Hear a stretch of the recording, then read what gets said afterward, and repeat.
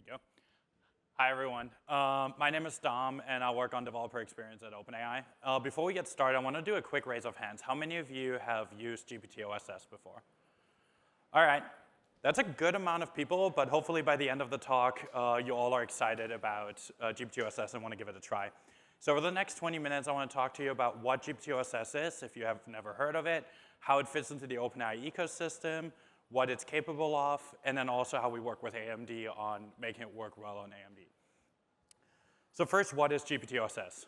gpt-oss is actually two models. It's an open model family of a larger gpt-oss 120B model that is designed to run on a single 80 gigabyte data center GPU, like an AMD MI300X, or even some high-end desktops and laptops like an AMD AI Ryzen Max or this MacBook Pro. And gpt-oss 20B, that is our smaller, medium-sized model that can run on consumer hardware that has 16 gigabytes of VRAM, like a high-end consumer graphics card, for example, or a device that has 16 gigabytes of unified memory. And one of the most common questions we've gotten is sort of why do we build open models in the first place? And partially that's because you all kept asking us to. But joke aside, we know that it's not always possible for people to just rely on hosted proprietary models, whether that's because you have data requirements that require your data to stay on premise for privacy or security reasons, or you have specific hardware and latency requirements, or even have to deal with environments where you have flaky or non-existent internet connection. So knowing that, we already seen a lot of our customers use a blend of open and proprietary models in their production systems. And so we wanted to make sure we create models that work really well in those use cases. And so gpt-oss is, both models are permissively licensed under the Apache 2 license, meaning you can use them in any commercial use case as long as you adhere to local laws and you can fine-tune them to whatever your use case is. And both of these models are the first open models that allow you to do chain-of-thought tool calling, meaning they can use tools, including web browsing and Python tool calling, as part of its chain of thought and can adjust and solve more complex tasks that way. And since both of them are reasoning models, they have configurable reasoning levels between low, medium, and high, and access to the raw chain of thought. So if you've used any models like O3, O4 Mini, or GPT-5, these should instantly feel very familiar to you because they have the same functionality between chain of thought tool calling, browsing, Python, and variable reasoning efforts. And in fact, even if we look at, performance, these models have nothing to hide when compared to O3 and O4 Mini.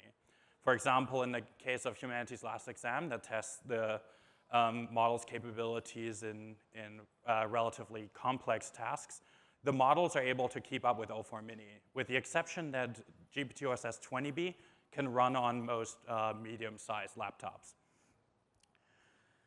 And even with things like complex math problems like an AMD 2025, the models are able to keep up with O3 level performance. So that means that we have now models that can run locally on your device and keep up with state-of-the-art level performance. And because we designed these models to be fundamentally open models for agentic use cases, function calling performance is incredibly important. In the case of Taobench Retail, for example, which tests the model's ability to solve complex customer use cases through multi-turn interactions and using tool calling, the models are able to keep up pretty well with O3 and O4 Mini, except again, entirely locally.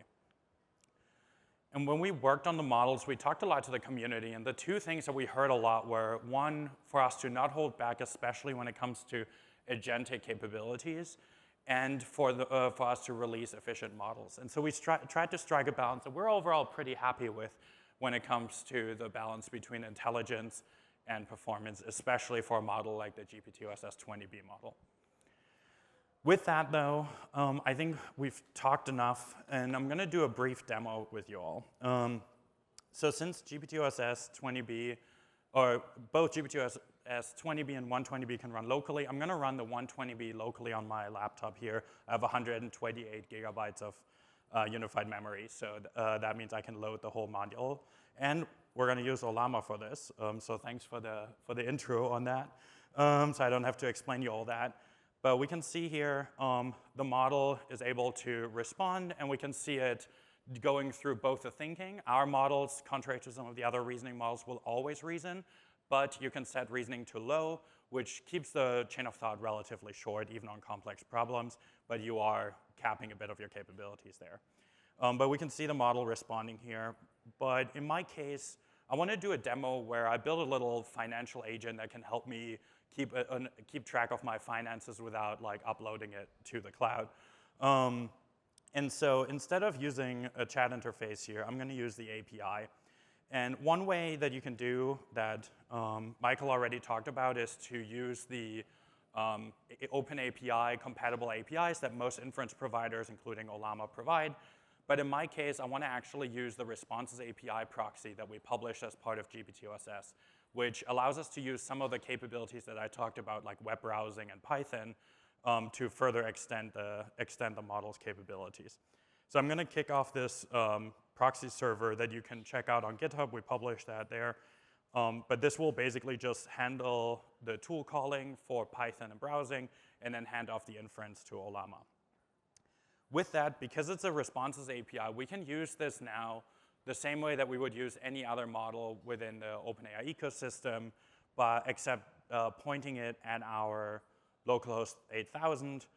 In my case, I'm using the Agents SDK and TypeScript to build my agent here. And I built this little finance agent that is hooked up to the chat interface here on the right side, and we should be able to message in here. And we can see the agent responding. Right now, it's very rudimentary, but one of the things that we enabled is the code interpreter tool. And so that's the Python, the ability for the model to use Python as part of its chain of thought. So if we ask something like, hey, what is the square root of some large number times 3 in words? We're going to see here the model going and interchangeably using the different tools. So we're seeing first, it's trying to actually use some Python tools here that aren't actually available. So instead, it adjusted the things there, and then went back through its chain of thought to actually respond to the result. And I have a bit of broken formatting here, so apologies. That's on my side, not the model side. But you can see the model is able to interchangeably use Python and chain of thought to solve that problem and go back and forth. We can take this one step further, and I said I wanted to use I wanted to build a little finance agent here. And I have a lot of my financial files here, but I also have a lot of files that I don't want to upload to the internet. So I'm going to use a local MCP server that I'm going to give to my agent, and again, completely locally have the agent deal with the files here. So I'm going to set up an MCP server and connect to it. Again, this runs totally locally, and then connect it to my agent here. And now if we ask something like how many, let's refresh this quickly so we have a new conversation. How many files do you have access to?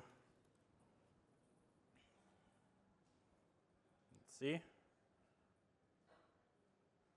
There we go. It's beginning to start using the MCP tools that we gave it access to check out the directory, access the different files, and then use some Python to like try to crunch some numbers and give us hopefully an answer in a second.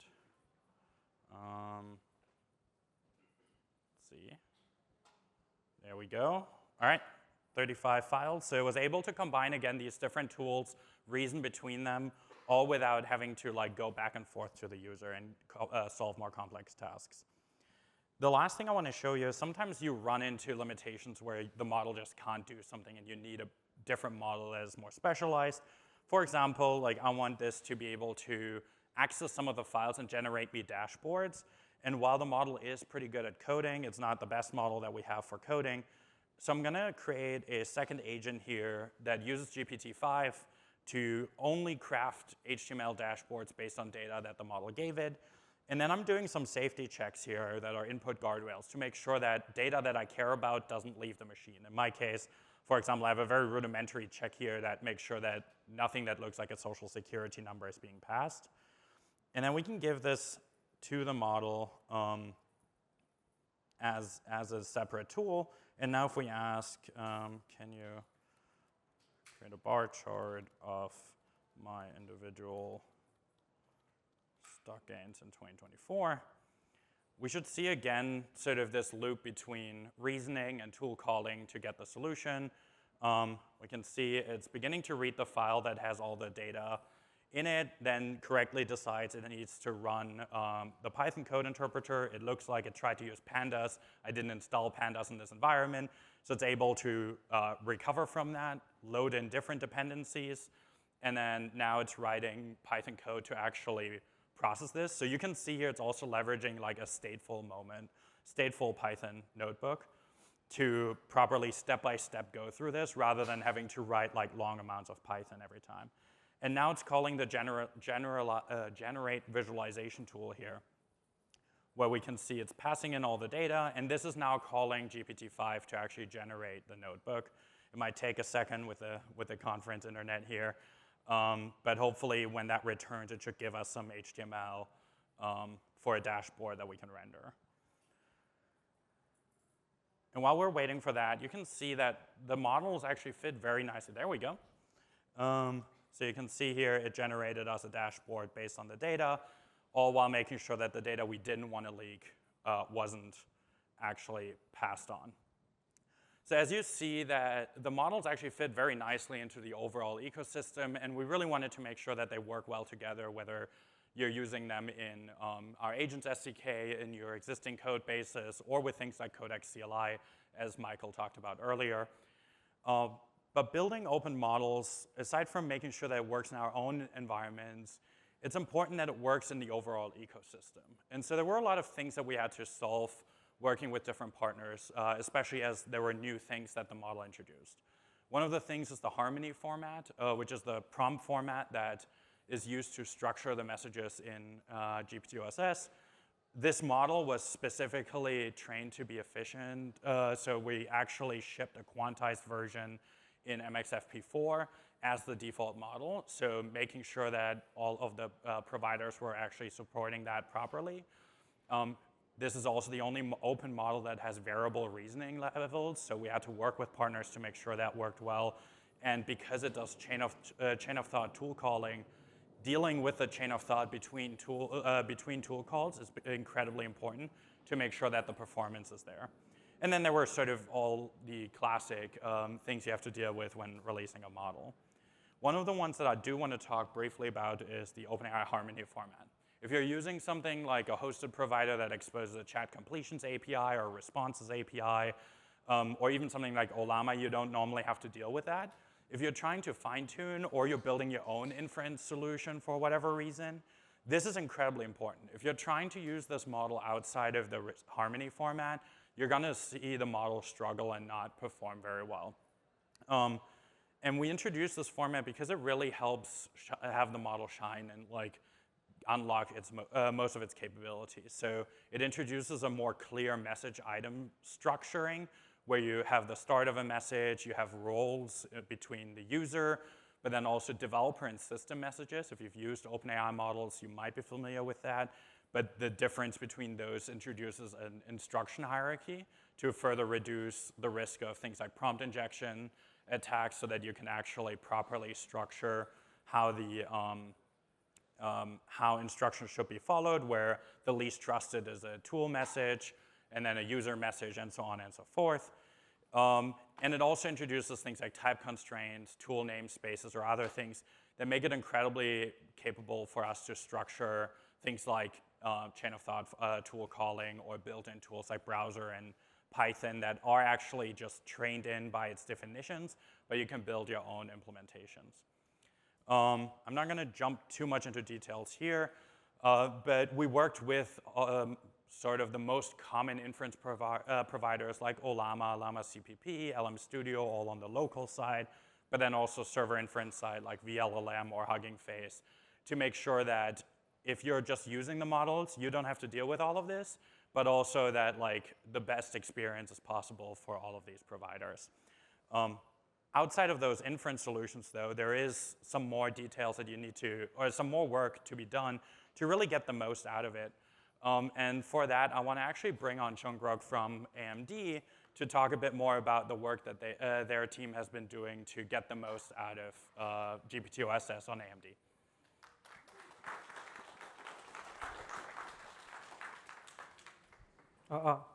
Thank you, Dominik, for I really love your demo. Really nice.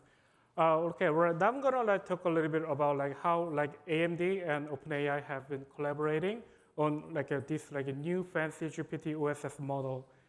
Okay, well, before the model was formally released, we started to collaborating on and enabling the model first on the Hugging Face transformers and also the vLLM, the server class LLM backends.